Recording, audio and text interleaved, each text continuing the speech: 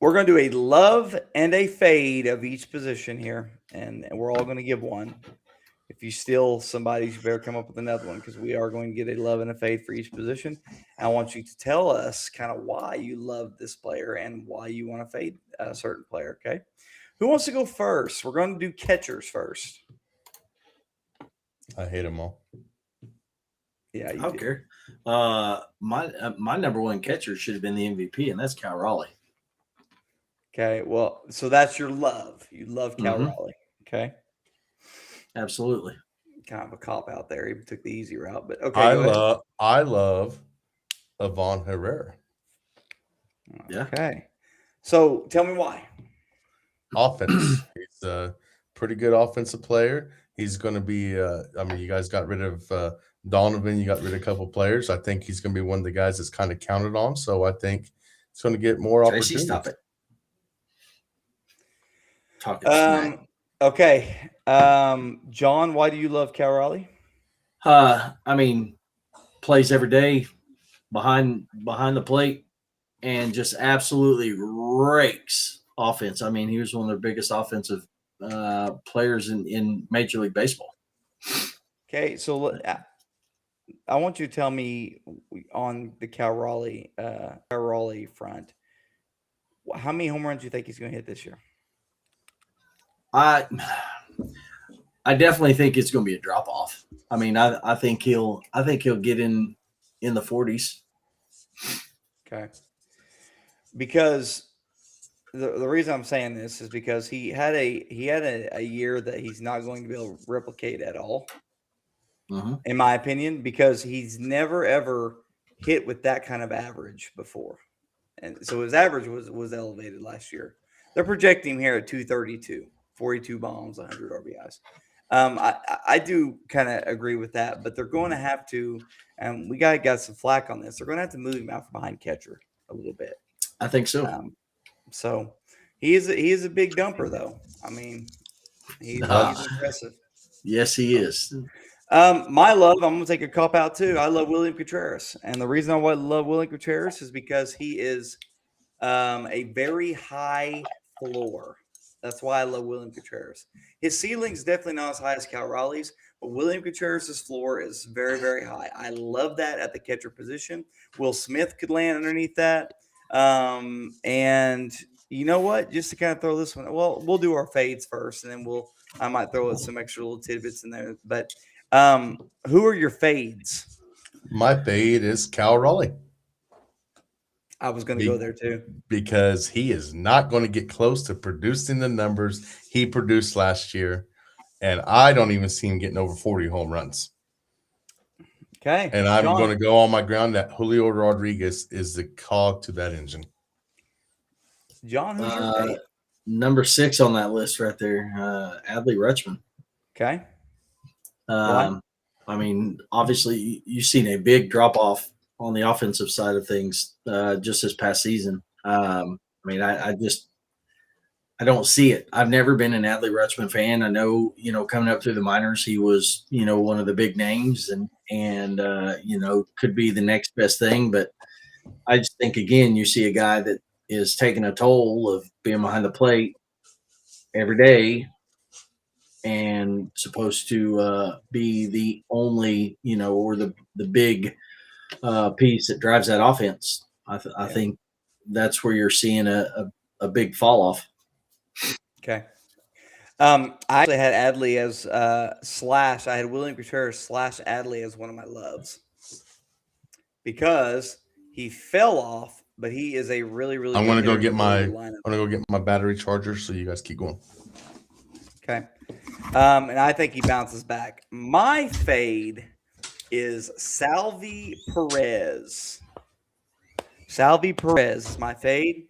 And simply because he is 36 years old. Mm-hmm. That is why I'm fading him. Now, I know they're moving him from behind the plate. They've got Carter Jensen that's starting to play a little back there. He had a pretty good coming out party. But as we know, when you see these guys come out and they start hitting a year before, sometimes it takes them a while to get their footing to really start producing. So I think Salvi's still got to be behind the plate quite a bit. But nothing other than Salvi simply because he's getting old. He's 36. That's the Oh, only yeah. reason why I'm fading him.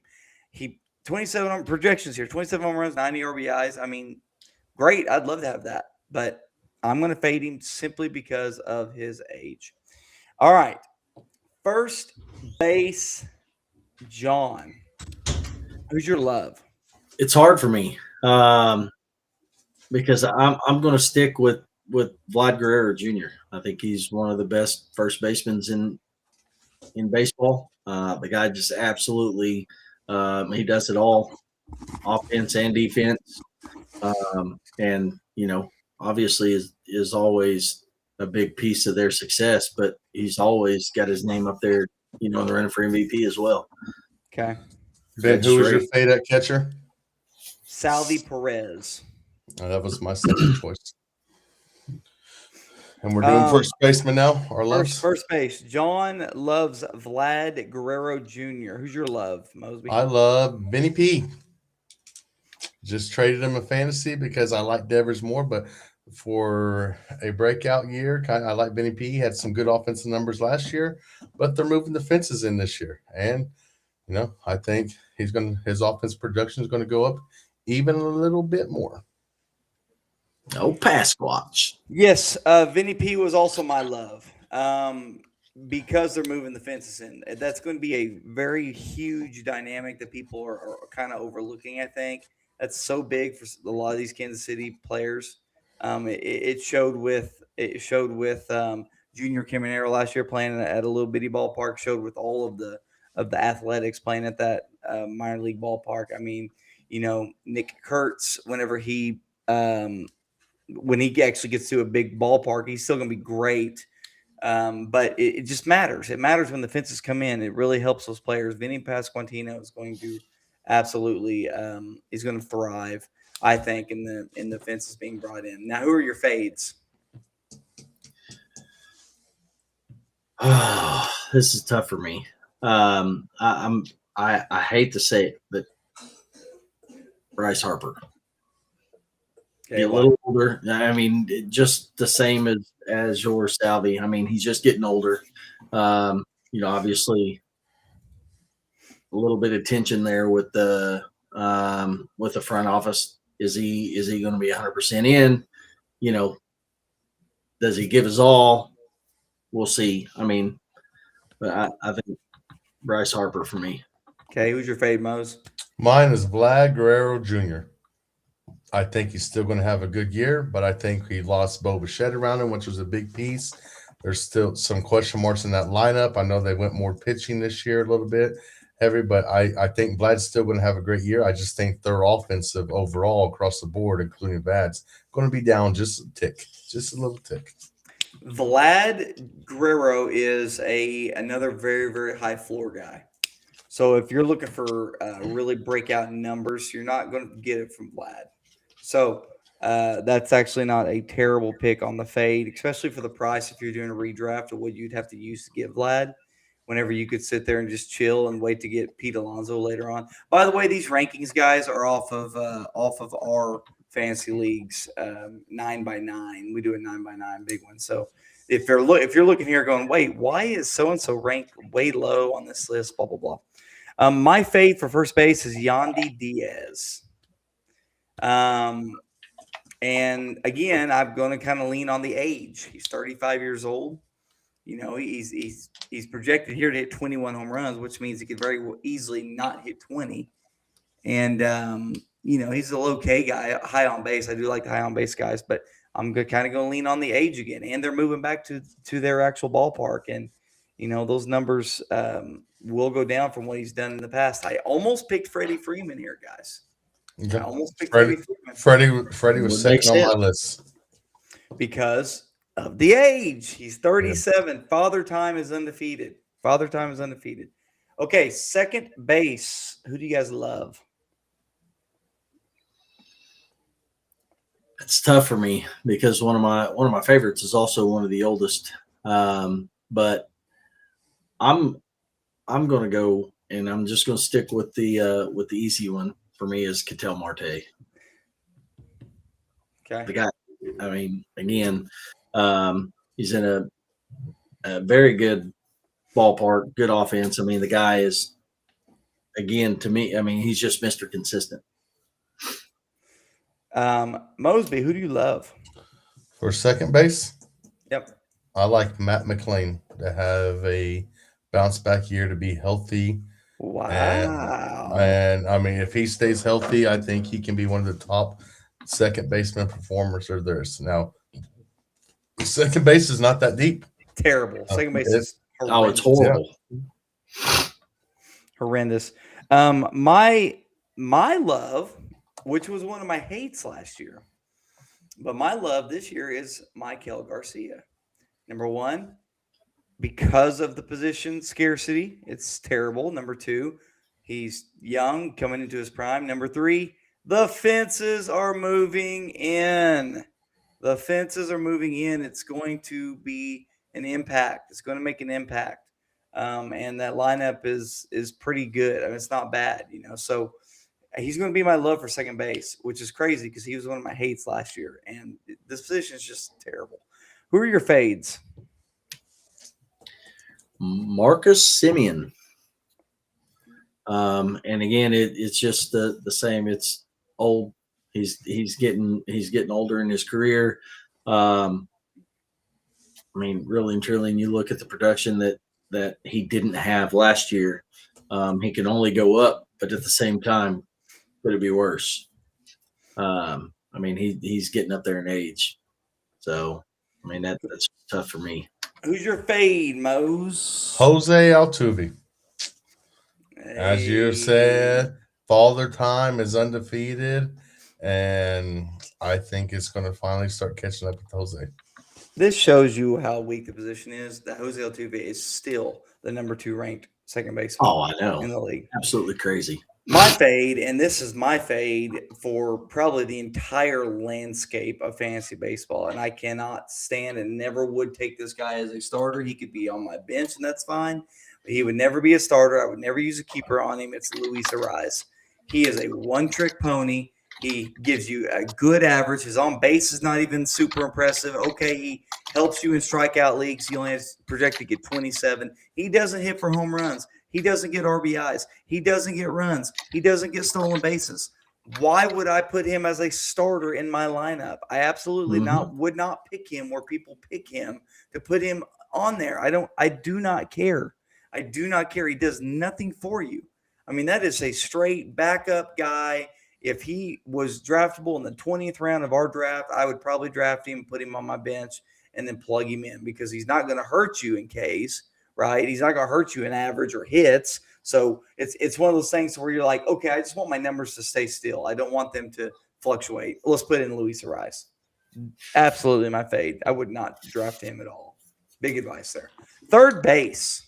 Who's your love? This year it's Noelvi Marte. Hitter-friendly park, potential 2020 a big time 2020 potential player there, and established himself as almost basically an everyday player last year for the first time in his career. So, I mean, finally getting a shot, playing consistently, and I think this year we see him take off. I'm so happy that you finally didn't pick the number 1 ranked player like you've done the last 3 times. Good Lord. All right, go ahead, Moses. Hey, can't help it. Mine is going to be Junior Caminero.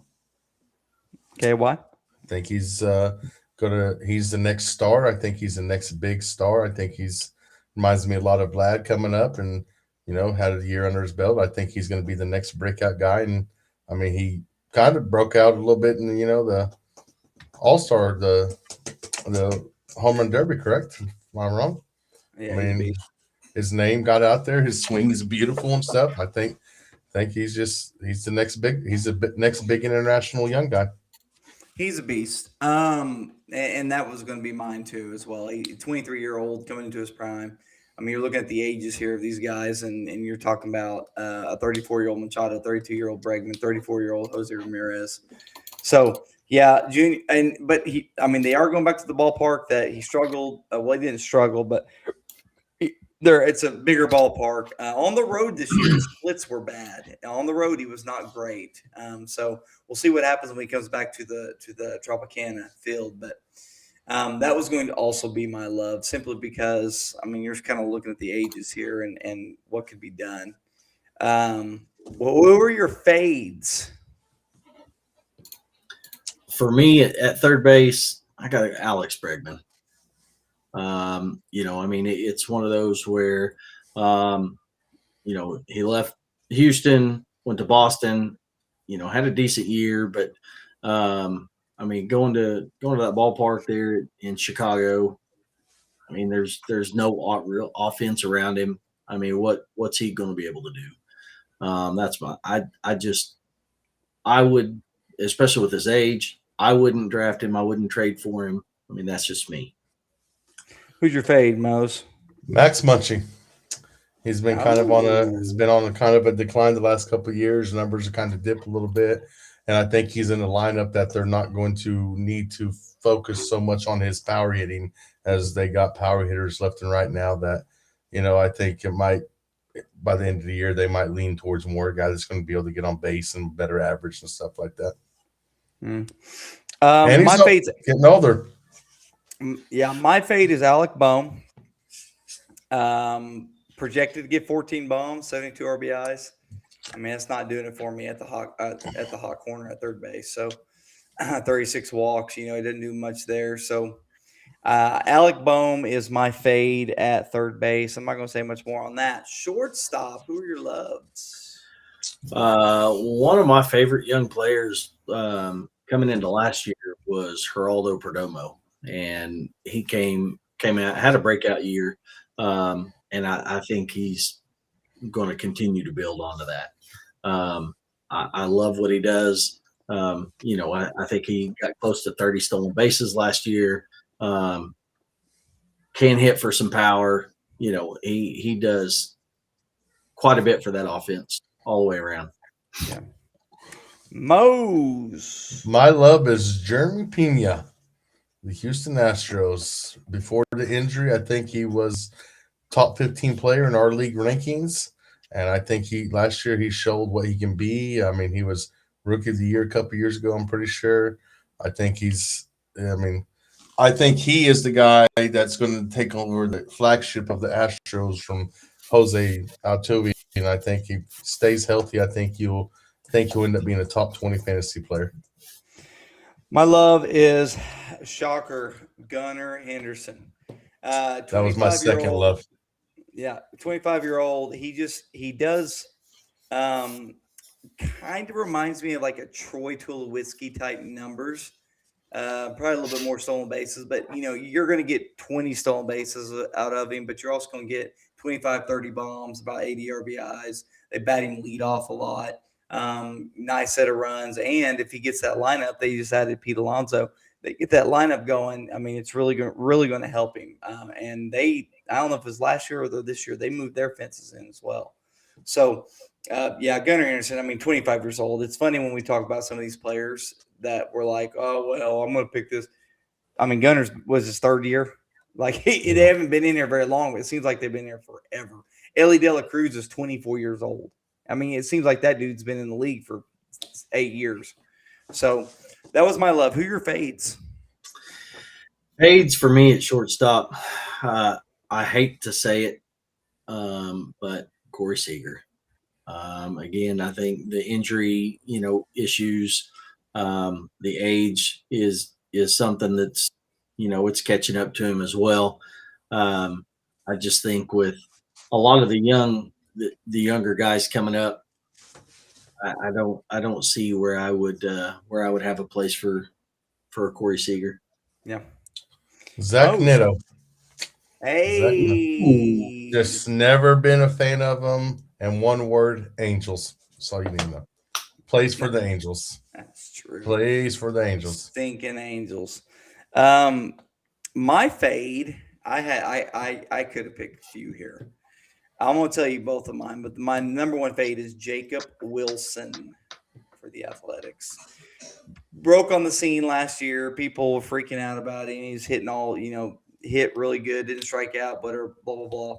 But if you look at his numbers, you're talking about this is projected 138 games, 280 with 12 bombs, 57 RBIs, only 8 stolen bases. A guy that only is really low on those counting stats, better be able to steal bases, in my opinion. Okay, fine, he doesn't strike out, doesn't walk a lot.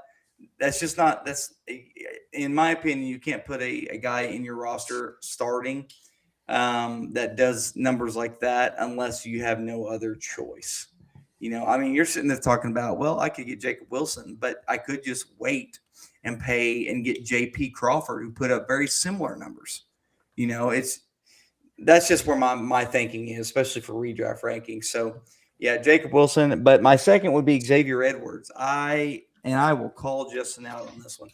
He made a mistake not trading him last year. I feel like he got really good trade offers for this dude. It would not budge. You're talking about 7 bombs, 46 RBIs. There's 28 stolen bases. That's awesome. But he does nothing for the counting stats. I mean, he's only projected to get 70 runs, and he steals 28 bases. What are we doing? What are we doing at that point? So that would have been my second fade. All right. Outfield loves. How many have we given? 1. Roman Anthony. Big Roman Anthony fan. I think this year we've seen it there towards the end of last year, starting to hit the ball a little more consistently and hitting it harder, hitting it for power. And I think that guy's only gonna get better, going to take off. A superstar in the making. Okay, Mosby. Julio Rodriguez. Second half of the season. If I'm not wrong, he might have been the best player in baseball the second half of the season. And if he can sustain that, I think you mentioned it before too, Ben, that if he's even 75% the whole year what he was the second half of the season, he's a top 3 player in the baseball. Like it's just he is. John loves Cal Raleigh, thinks Cal Raleigh. No, Julio Rodriguez is the key to the Mariners. There's no conversation. Yeah. Well, I'm going to stay right on track with you guys since you're picking your own players. I'm going to say Wyatt Langford. Wyatt Langford. Again, we're going to kind of go to the Gunnar Henderson analogy here. 25 years old. Well, Wyatt Langford's been talked about like he's 33 years old. He's only 25. He's in a really good ballpark situation. Okay, their lineup are not chumps. It's a pretty decent lineup. And he's another kind of a high floor type guy. Now, I think his ceiling's definitely not what people were first making it out to be, but he's a high floor guy. Okay, if you're talking about these projections here of only a 246 average, but you're talking about 20 home runs, 71 RBIs, 21 stolen bases, 77 runs for a floor. That's a really good floor, So you can kind of tell how I like to put together a fantasy team. Vlad Jr. is a high floor guy. Gunnar Henderson's kind of a high floor guy. Wyatt Langford's a high floor guy. I want to make sure I get those numbers. So that's why. And plus the price on him right now is definitely not at what it was. And listen to this, Mosby. Wyatt Langford in redraft is cheaper than Roman Anthony. And he could very well outperform Anthony. What are your fades?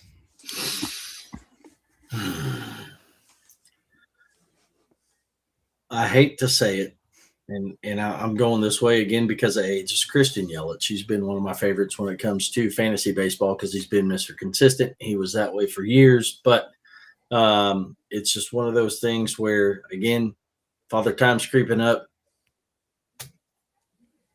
I mean, what else are you going to do? Yeah. Yep. PCA.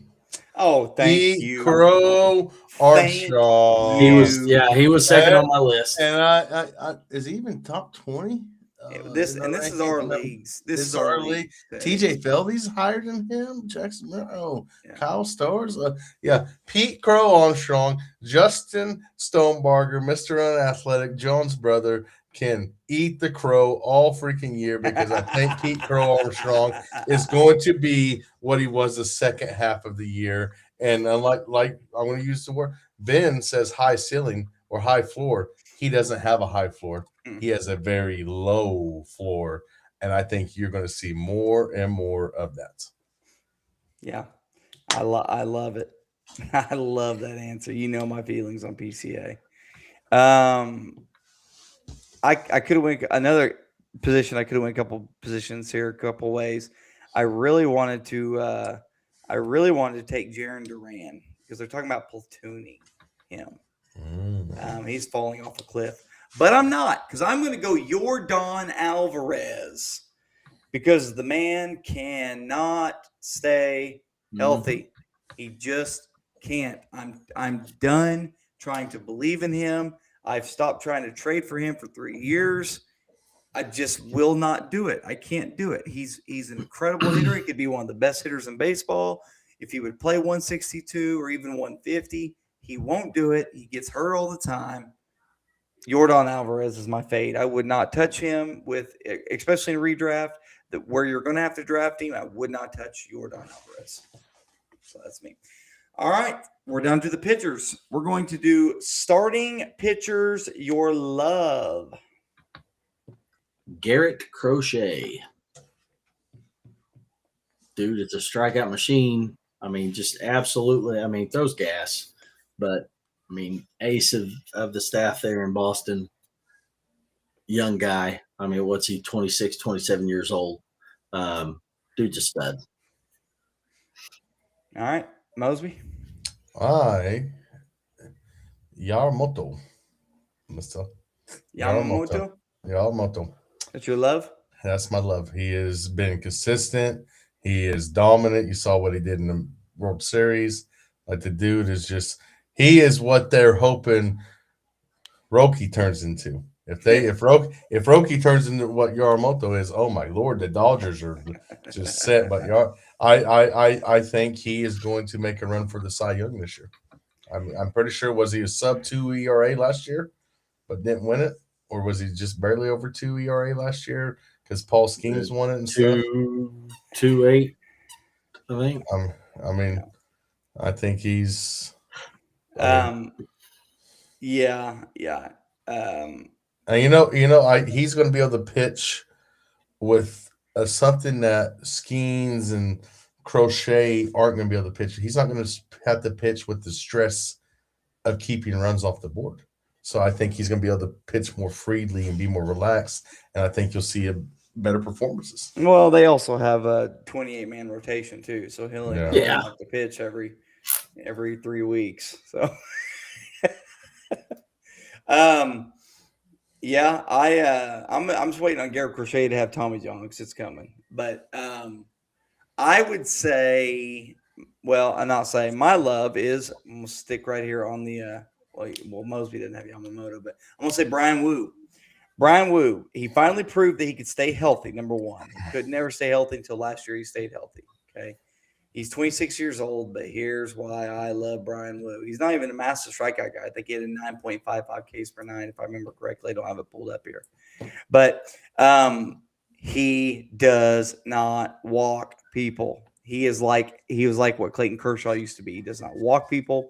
You have to get hits off the man, and 9.55 Ks per nine is pretty stinking good. Plus, his whip was a .93. I love my starting pitchers when they have a sub-1 whip. That is a big, big green flag for me. That's when I know, okay, I'm going to really look into this. So, and that's why, for example, Garrett Crochet is a 105. That's not bad. Yamamoto's a 104. That's not bad. It's the guys that like Robbie Rays back in the day that would have like a 1.21, but he would strike out at a 12.2 Ks per nine rate. I'm like, okay, that's fine. He strikes out, but he's given up. He's either walking or giving up a ton of hits because he has a 1.2 whip. I just, I'd like to venture away from those guys. So Brian Wu is my guy. However, his price is a little high now because he had such a good year. So it is getting to that range in redraft where I'm like, I don't know if I want to take him there. I might wait till a Joe Ryan down there at 16. But Brian Wu, I love his peripherals. I love what he does. His strikeout rate was, I think, second best to Skubal, right behind Skubal on the swing and strike rate. So anyway, Brian Wu. Who are your fades? Dylan Cease, Mr. Non-consistent. He's a Robbie Ray. The dude could go out and have 4 straight starts of just absolute stardom, and then come out with 8 straight starts of just straight Lance Lynn 5 ERA, giving up the bomb every couple pitches, and it just wears me out. The guy has had all the potential in the world, and just I wouldn't say hadn't put it together. He's had a decent career, but he's not what everybody built him up to be. Yeah. My fade is Jacob Maserati. Hey, Mizorowski. Yeah. Maserati. Yeah. Mizorowski. Yeah. He's going to be in for a full year. I see a little bit of fatigue. He ain't been in the majors for a full year, but it's going to be second time around. Hitters are going to have film on him. They're going to have tape on him. They're going to have studies on him. He's a overpowering pitcher, but until I think he's going to be good. I just think you're going to see a down year from him this year. You remember when Corbin Burns first came out? He had a really good start. The next year he struggled a little bit. Then he found and became a stud ace. I think that's what's going to happen with Jacob. Same program and everything. Yes. Same team. So very well could. My fade is Yamamoto. Pitched a lot of innings in the playoffs.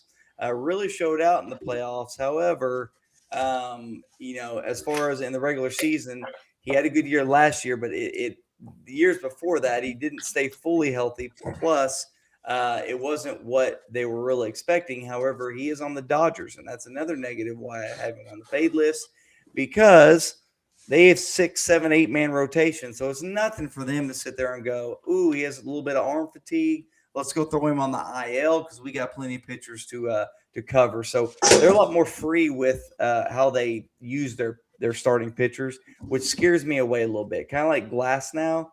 Makes me a little nervous on Glass now. Roki, can't even tell you what's going to happen with that dude. That was just, listen, I tried to trade for that first pick last year with Justin, and he would not do it. And congratulations for Roki Suzuki. So, all right, last position, your love at relief pitcher. That's a tough one for me. I am a big Mason Miller fan. I don't care if they're talking about potentially turning him into a starting pitcher. I just don't see that happening. The dude is lights out on the back end of the bullpen, and if you want any to be successful at all, you have to have that guy. And to me, that's him. Yeah. Mose. Mr. Suarez with the Braves. Hey. I think the Braves are going to have a bounce back year. I think I saw a thing the other day. I almost sent it to you guys in post. Some projections are the Braves that have the second most wins in the majors. So I think he's going to get a lot of save opportunities. I think he's pretty much a hitter's friendly park. I mean, it's just, I think he's a little change of scenery. I mean, and here's another thing. He's not pitching against the freaking some of these lineups like he was pitching in the NOS. So, yeah, I do have to put a disclaimer here. We play in the saves and holds league, so Mason Miller is would have been my choice as well, just simply because his high Ks per 9 and holds and saves are the same. But just because I'm going to be different, I'm going to say Edwin Diaz. Again, kind of a high floor guy. I don't necessarily like that he's going to the Dodgers. I know that sounds weird. Like you should be thinking, oh man, that's great. He's going to get a ton of saves. That's not how the Dodgers use their pitchers. He's still going to get his 30 saves, but I'm going to play it safe. I'll say Edwin Diaz since he took Mason Miller from me, and we'll just leave it at that. And last but not least, your fade at relief pitcher. Go. Josh Hader. Guy can't stay healthy. And big old out next to him right now. Yeah, exactly. I mean, it's one of those things where when he's healthy, he's one of the best pitchers, on the back end of a bullpen. But again, playing for the Dodgers, who knows when he's going to, be ready for the season, and how many high He's on outings. Houston's, ain't he? He's on Astros now, ain't he? Did he go back to Houston? I thought he was still with the Dodgers. I don't think he's with LA. I think he's with Houston. But Houston, yes.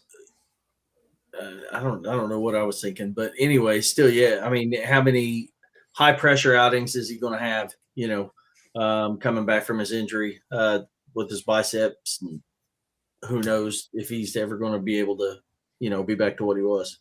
Yeah, Mose knows. My fade is the teammate of the guy that I love, in Rafael Iglesias. Yeah. He has a big handcuff now with Suarez, and if Iglesias, if he's even named the closer, will have a very, very short leash. Yeah.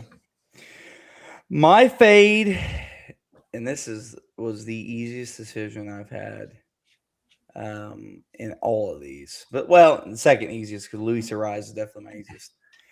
Ryan Helsley.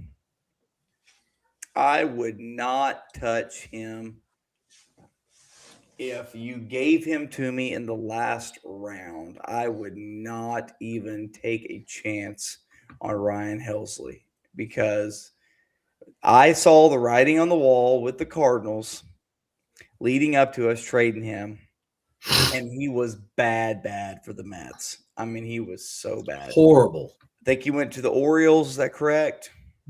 Yes. That's where he went. I believe so. I'm not touching Ryan Helsley. I will not do it. And in a redraft, it's going to be hard for me to pay up the price it's going to take to get Aroldis Chapman, because that was an extraordinary year he had last year. But that was kind of an outlier. I mean, that was a crazy good year. And you're going to have to pay up to get him. And he's 38 years old. So anyway, look at us talking about some fantasy baseball, guys. How fun was that? I love it. Man, I love fantasy baseball so much.